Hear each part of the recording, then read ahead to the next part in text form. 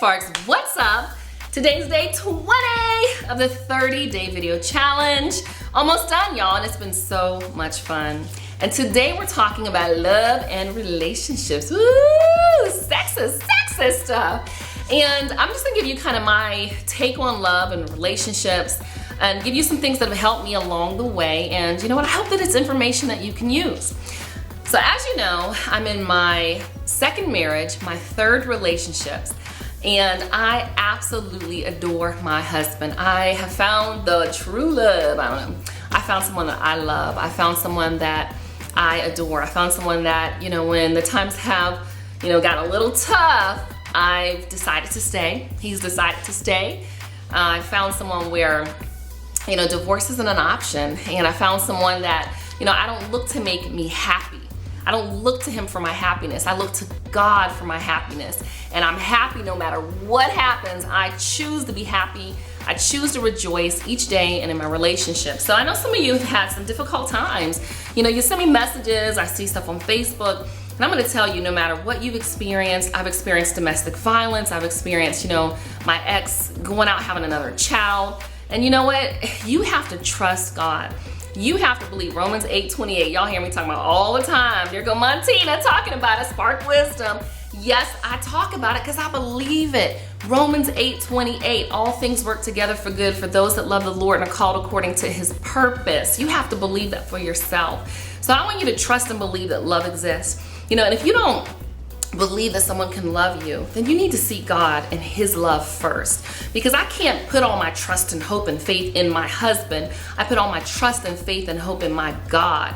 And I trust God. And I'm gonna tell you, there are gonna be highs and lows. I get messages from people like, oh, my husband this, my wife that. You know, y'all send me some stuff, I'll be like, whoa! I'm gonna tell you what Dr. Laura Schlesinger says: abuse, addiction, adultery. If those haven't occurred, you really need to just seek some counseling and seek God. And I know that's hard. I know. I've been there. I know. But you gotta seek God. When I've had some challenges in my marriage, I've had to seek God extra. Some of the resources that have helped me, and I know a lot of people don't like to talk about it, but my husband and I, you know, we have attended marriage counseling. We've joined groups at our church with other married couples, and it's helped a lot because there is mess from his past and mess from my past, and that mess colliding and two histories colliding, and you just like, where did that come from? And I want to have a marriage that is one that exemplifies the love of Christ, one that is a really good model for my kids. And we have to work on that. So if you're having challenges, look, go get you some counseling. You ain't got to let nobody know except for you and your husband. It's y'all's business, or you and your spouse. It's your business anyway. So those are some things that have helped us. And you might be in counseling for a long time. We were in counseling for some years. And it wasn't because things were bad. It was just because we had to really focus through some disagreements or just maybe some viewpoints. Y'all know me, I'm on here like, look, I want to get to $1 million. And my husband, you know, for a while was like, well, why don't you just, you know, why we got to get to $1 million? Let's 500,000 is fine. I'm like, what? Yeah, that was just a different mindset. And we had to kind of shift and think through that. I had to understand why he thought that way. He had to understand why I thought the way that I think as well.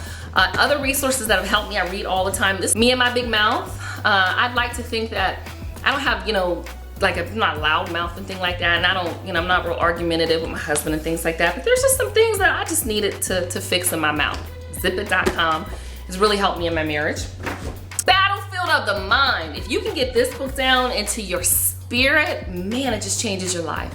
It just really will change your life. Really do. All right, so in my marriage, I found out that I did not have proper boundaries. I really didn't. I just have very improper boundaries. So this book, my husband always kind of gets me. He doesn't care for this book, but it really helped in our marriage. And this is called How to Improve Your Marriage Without Talking About It.